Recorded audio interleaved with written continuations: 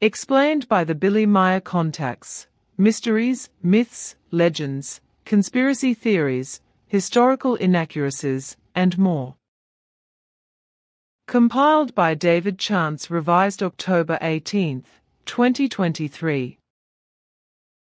Talmud Jmmanuel. See also Emmanuel. See also Judas Iscariot. See also Isa. Rashid Askits. Explanations Part 6.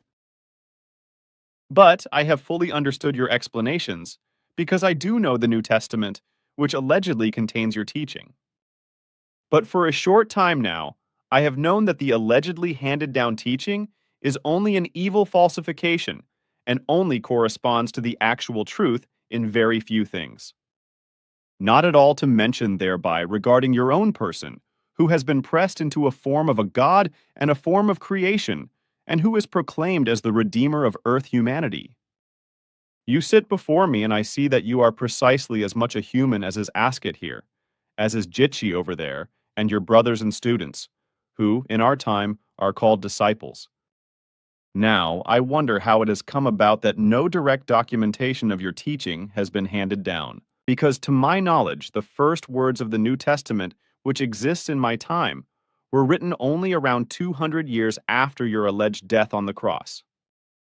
Do you not write down any facts at all of your teaching in such a way that they can be kept for posterity?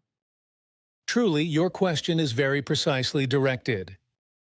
Consider, my time is about 2 millennia before yours, and in this time only certain forms of society are literate. On account of my mission, I did also learn writing and reading, yet I have insufficient time to write down my teaching. And if I speak of my teaching, truly, then I thereby name the teaching of all great ages, the teaching of the Spirit and the teaching of the laws and recommendations of creation, which are eternally imperishable. I learnt it in a similar way to you, and furthermore spent long years in the distant land of Kushnot from Billy, today part of North India, where I was permitted to experience further learning. So the teaching is indeed preached by me, yet it is truly not originally from me. Truly your question is, however, warranted.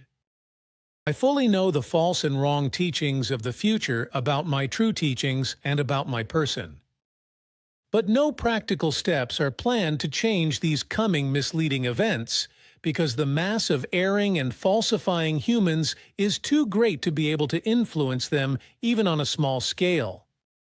This will unfortunately lead to a false teaching of much longer than 3,000 years, and to very much need, pain, hate, misery, and bloodshed. Truly, in spite of that, however, the truth will not be lost, because it will, in a safe place, remain transmitted, and also outlast the time, in a written form.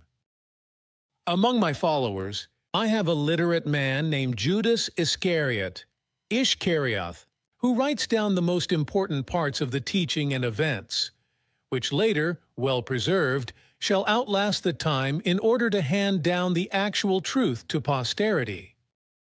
With the help of an ex-priest, these texts will be found by you, in your time, in Jerusalem, and you will spread them again, true to their meaning, and make them accessible to the humans. But your time is still not ripe enough for that, and only in little more than 2 decades, in your own time, will the seed of truth find a little fertile ground. That is good. You therefore mean that your teaching really remains preserved, and then it will also be found by me somewhere? Truly, that is what I am saying. Already the texts are being sought now in order to destroy them, and to use them as indictments against me. One scroll has already been stolen from the writer and kept closed by the Pharisees and the scribes. Judah Iscariot, a son of a Pharisee, secretly took it out of Judas Iscariot's bag in order to sell it to my persecutors for 70 pieces of silver, in order thereby to be able to charge me with blasphemy against God. But Judas Iscariot has been ordered by me to write the text once again, and now to keep it quite safe, whereby its purpose will outlast the ages. You speak of Judas Iscariot, who is supposed to be your betrayer, as the texts of my time still convey, nonetheless falsified. Truly I speak of him. But he will in no way be the guilty one. He who will hand me over to the persecutors is the same one who stole the texts and sold them. Therefore Judah Ihariot? So is it. But his father will spread the lie that Judas Iscariot is the betrayer, because the Pharisee name Ihariot must not be soiled. But the reason is also based on the fact that the priests, scribes, and Pharisees and their followers can say, "Behold, one from his own ranks has betrayed him and handed him over to a death on the cross. Behold, behold, how can his teaching be truth if his own people betray him and sell him?" So that is the way it is. Now I understand quite a bit more. But now I ask myself, who then really hanged himself in Potter's Field? Respectively, who will hang himself there in the coming time? Judah Ihariot. But now it interests me whether the texts mentioned by you, Talmud Jmmanuel, will really serve the truth in my time. I mean thereby the records of Judas Iscariot? Truly it will be they, even if they will initially be greatly doubted. Initially, the accusation will be made that they are lies and a falsification, yet with time the truth will be victorious. But first, much adversity and defamation will come about due to the text, even out of your own ranks. Yet the great time truth within the truth will always be victorious. Many attempts will be undertaken to cause the truth and the genuineness of the text to appear in a dark light and appear to be untruth. Yet all attempts will be useless, because the breaking through of the truth in your time is now already certain. Truly, very evil things against the text will be brought into play in order to revile it as lies and to destroy it. Very many paths will be trodden to that end. Out of foolishness, even lower spirits and the dead will be called upon, although that is impossible, in order to revile my teachings, newly presented by you as lies, in the same way as do the scribes, the Pharisees and the priests of my time, who are only able to come into contact with very lowly, ignorant, and misled humans and influence them by means of belief. So will it also be in your time, because the humans of your time will have succumbed just as much to delusional beliefs and ignorance as have the humans of my time. That will truly be a wicked evil in your time too. They are indeed not exactly rosy outlooks. What will be asserted then in order to put into question the genuineness of your teaching and the text and to make the accusation that they are lies? Truly, there will be very many paths trodden to that end. A new form of the lie will, however, be this. It will be asserted that the text is indeed very valuable and contains certain truths, yet it does not transmit my teaching. Rather, it is only the teaching of another who has also borne the name Emmanuel. It will even be doubted that I am Emmanuel, and I will be forced into another person's identity. This will result in association with the name Jesus Christ malevolently given to me. It will be asserted that I, Emmanuel, would not be falsely named Jesus Christ, so it is supposed to appear that I, Emmanuel, and the person of Jesus Christ, who I am imputed to be, have been two different people. These further lies about me will be invented about me very early in your time. But now I want to come back once again to your teaching, said more precisely, to your text, which indeed is now being written down by Judas Iscariot. You said that it remains preserved up to my time. Thus, it must in my time be therefore hidden somewhere. Can you tell me where it is located, and can I fetch it from there? Truly, I know where it will be, and I will tell you the precise place at a later point in time. But it is not intended that you will fetch the text prematurely from the place where it will be hidden. Nor is this intended for any others. I already told you that Judas Iscariot's text, which contained sections of my teaching, was stolen, This text will be the basis of all falsifications. Presently, they are also continued, in a falsified manner, by the Pharisees and scribes, and are not completed according to my teachings. The reason that this is happening is truly, however, only in order to falsify them now, and even more at a later time, to the point of being unrecognizable, and also to use them against me in court. As I therefore speak and teach of creation, the texts are being falsely modified in such a way that mendacious words are put into my mouth, and I am supposed to have spoken of a Father in heaven, the gathering of a host of angels, and many other false things. But I have never done that, because these forms do not correspond to the truth. I have always faithfully spoken of the truth of creation as being of creation, and of God as being of God. God was never put on a level with creation by me, because God is a creature of creation, as are you and I and every other human.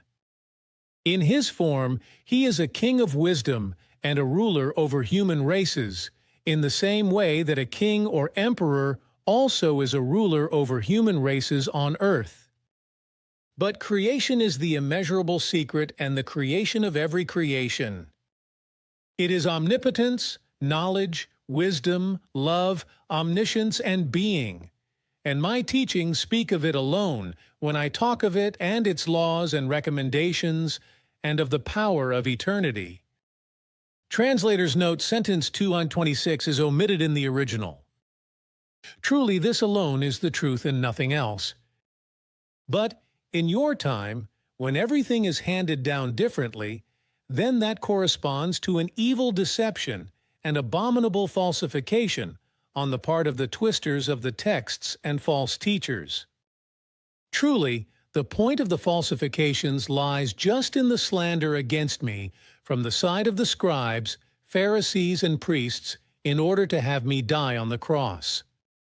But the further reason also lies in the fact that, through these false and twisted teachings, the humans of earth are to be beaten into serfdom, so that they are caused to succumb to poverty in regard to knowledge and reason, whereby they will be able to be shamefully enslaved through belief, so they can be exploited in evil ways. Contact Report 001.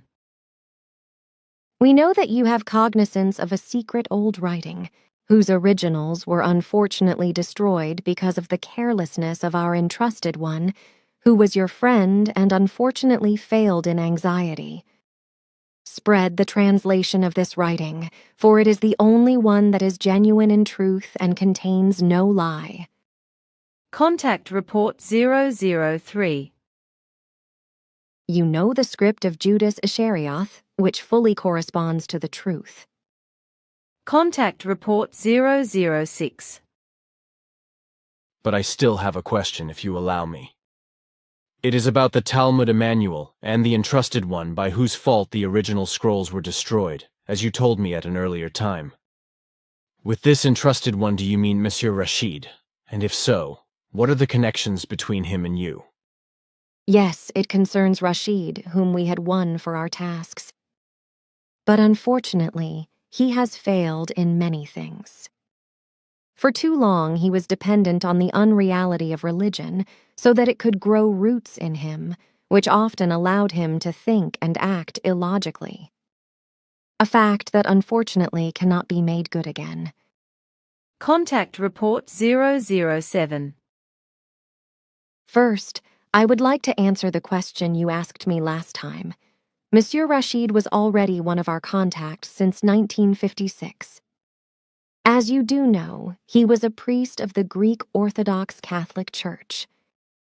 We engaged him to take several things in hand, which he also promised us to do. Thus, we thought that he would be the right man to solve a very difficult task.